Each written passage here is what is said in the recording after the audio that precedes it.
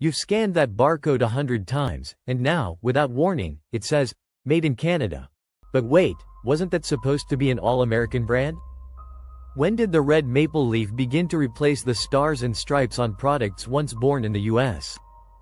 This didn't happen overnight.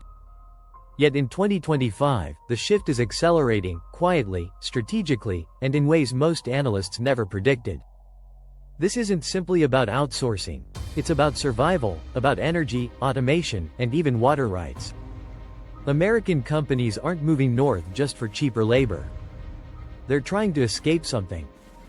So, ask yourself, is your favorite cereal, your truck, or even your ketchup still American? Or did it quietly cross the border while no one was paying attention?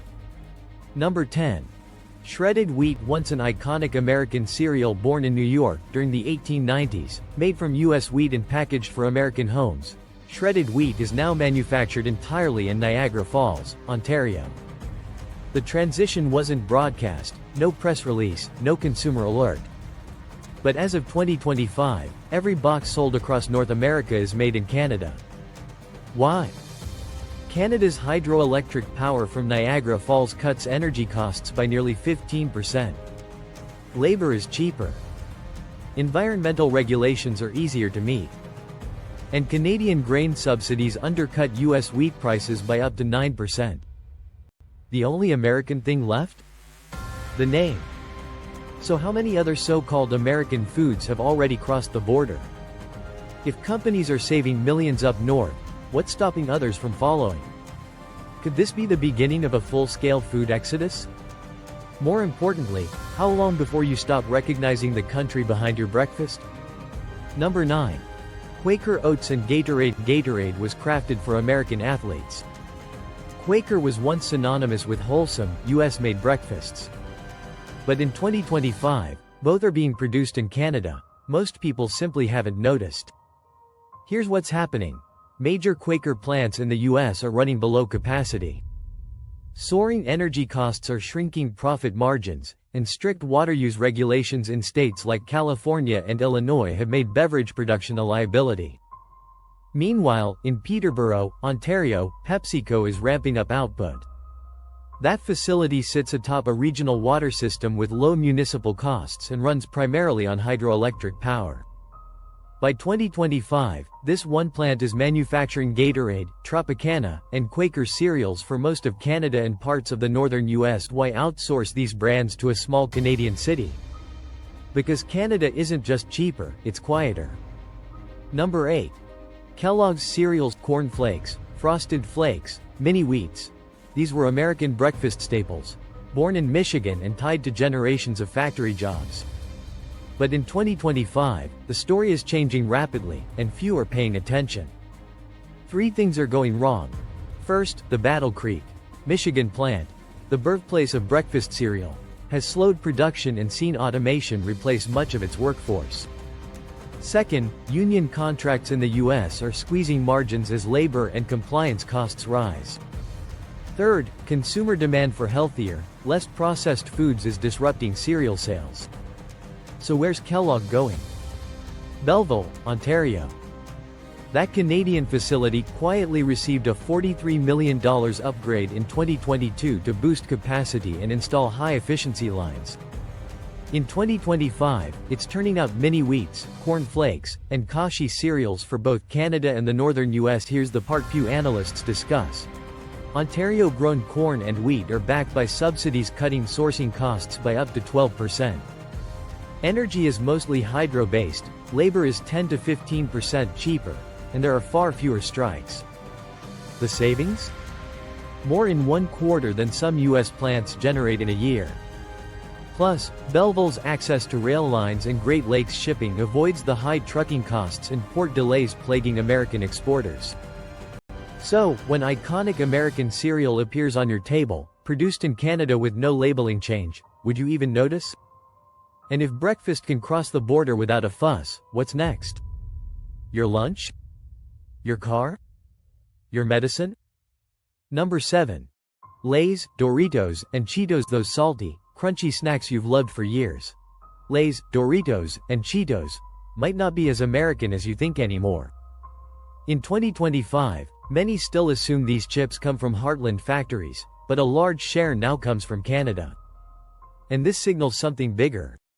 First, U.S. potato farmers are losing bulk contracts as Frito-Lay quietly sources more crops from Canadian growers in places like Prince Edward Island and Ontario, where subsidies cut costs by over 10%. Second, labor unrest in the U.S. has caused multiple strikes, forcing Frito-Lay to depend more on Canadian facilities. Third, skyrocketing logistics costs have made long-haul U.S. shipping less profitable. Today, 4 Canadian plants, in Ontario, Quebec, Nova Scotia, and Alberta, aren't just serving Canadian markets. By 2025, they're shipping chips to northern U.S. states like Michigan, New York, and Illinois. Why Canada? Stability. Ontario's energy is 25% cheaper thanks to hydro, raw material prices are lower due to price protections, and Canada's slower rollout of environmental rules gives Frito-Lay time and flexibility, saving millions. And yes, some chip bags on U.S. shelves are now made in Canada, without changing the label. How long before every snack aisle is a quiet symbol of outsourcing? Number 6. Heinz tomato ketchup. That iconic red ketchup bottle may still say Heinz, but in 2025, more of them are being filled in Leamington, Ontario, the heart of Canadian tomato country. What's changed? In the US, tomato processors, especially in California, are struggling with water shortages and heat waves, cutting yields for 3 straight years. Fertilizer prices remain 30% higher than pre-2021, and post-COVID labor shortages continue to cripple US plants. In contrast, Heinz resumed production in Leamington in 2020. By 2025, the plant is thriving, processing over 250,000 tons of Ontario tomatoes annually, not just for Canada, but for the US as well. Why? The numbers add up. Canadian tomato farms benefit from stable land use via Greenbelt zoning, and Ontario's payments program helps keep grower incomes predictable. This lets Heinz buy tomatoes at 5% below the global average. Energy? Hydroelectric. Labor? Unionized but cheaper. And by using Great Lakes freight routes instead of long-haul trucking, Heinz slashes logistics costs to Midwest states by up to 18%. So, how many Americans are unknowingly using ketchup made outside their own country? It may taste the same, but if it's not made in the US, is it still part of the American brand? Number 5. O. Henry bar. Once a staple of American candy culture, the O. Henry bar is no longer American. Most people didn't see it coming. In 2019, Ferrara Candy quietly discontinued the US version. But Hershey Canada never stopped making it. By 2025, the Canadian-made O. Henry is being exported back to the US for specialty markets and international sales. Made in Smiths Falls, Ontario, this version of the bar uses Canadian dairy, locally sourced peanuts, and subsidized corn syrup. Ingredient costs are 8 to 10% lower than comparable US sources. The plant itself runs on hydroelectric energy and has modernized its production, cutting energy usage by 22%. Meanwhile, Canada's Export Development Corporation offers financial support for Hershey's global exports, support US factories haven't seen since the 2008 recession. So, with Canadian ingredients, labor, and facilities, what makes it American anymore? Just the wrapper. And this isn't just about candy. It's about how American brands are slowly hollowed out while consumers cling to nostalgia. Number 4. Chevy Silverado HD and GMC Sierra HD. Symbols of American toughness, the heavy-duty Silverado and Sierra, are no longer made in the US. Instead, they roll out of GM's Oshawa plant in Ontario. Here's what many don't know. GM's shift was incentivized by a $1 billion Canadian government package, not US competitiveness. The move helped dodge rising US labor costs and union pressure. And Canadian production lines are now leaner, faster, and backed by more favorable labor agreements. By 2025, Oshawa will produce over 250,000 of these trucks, nearly 40% of North America's HD output. While Ontario gains jobs, the US loses high-paying factory positions, even as it tries to revive its industrial base. Meanwhile, GM isn't just building trucks in Canada, it's integrating Canadian engineering and logistics, effectively relocating parts of its supply chain. The longer this continues, the harder it becomes to reverse. So, do American buyers care where their trucks are made, or only about the badge? Number 3. French Toast Crunch. A nostalgic favorite, French Toast Crunch was created in the US in 1995, discontinued in 2006, and revived in 2014 after public outcry. But by the time it returned, it was no longer American. General Mills Canada took over production, and as of 2025, the cereal is entirely manufactured in Canada. Why the move?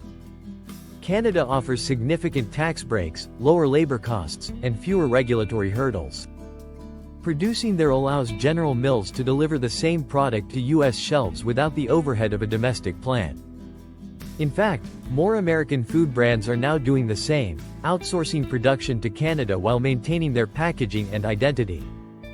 So, that box in your pantry might be more Canadian than your neighbor's maple syrup. The real question: how many more of your favorite American foods have quietly made the jump? Number 2. Shreddies. A classic cereal on American breakfast tables for decades, Shreddies are now entirely Canadian. Originally developed by Nabisco in the 1930s, the brand is now owned by General Mills in Canada. Every box comes from Niagara Falls, Ontario. General Mills shut down U.S. operations tied to Shreddies and consolidated everything north of the border. The cereal is now sold almost exclusively in Canada and the UK, and has quietly vanished from most U.S. shelves. Why? Favorable Canadian subsidies, easier food labeling rules, and rising U.S. grain costs have all played a role. And while Americans pay more for similar cereals, Canadians get Shreddies cheaper. It's not just outsourcing, it's quiet exile. Number 1. Ford Flex. Marketed as an American family SUV, the Ford Flex was designed in Michigan but built entirely in Oakville, Ontario, from 2008 to 2019. During its peak, over 80% of Flex units were shipped straight to the US, exported but sold as domestic. Why manufacture it in Canada? By 2015, Canada had become the US's second largest vehicle exporter. Canadian plants offered cheaper labor than the US but higher quality than other foreign options. Oakville became a hub for Ford's cost-effective strategy. Between 2016 and 2018, Ford made more vehicles there than in some U.S. states combined. Even after the Flex was discontinued, Oakville remained active, now pivoting to electric vehicles for Ford and Lincoln. So, if America's automotive pride is being built elsewhere, what other American-labeled products are quietly crossing the border? If this surprised you, there's plenty more ahead. Hit that like button, subscribe, and share this with someone who still thinks they're buying American.